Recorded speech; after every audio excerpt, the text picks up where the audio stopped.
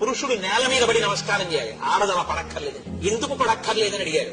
ఏ స్థానంలోంచి నువ్వు జన్మ పొందావో, ఏ రెండు స్థానముల దగ్గర బతికుండడానికి పాలు తాగేవో ఆ రెండు గౌరవింపబడాలి. అవి నేలని తగలక్కర్లేదన్నారు. అందుకే ఆడది నేల మీద పడి నమస్కారం చేయదు. ఆడదానికి శాస్త్రాలు అంత పెద్దపీట వేసి గౌరవించేది. నేను గౌరవించలేను, శాస్త్రం నమ్మాను కాబట్టి నేను గౌరవిస్తున్నాను.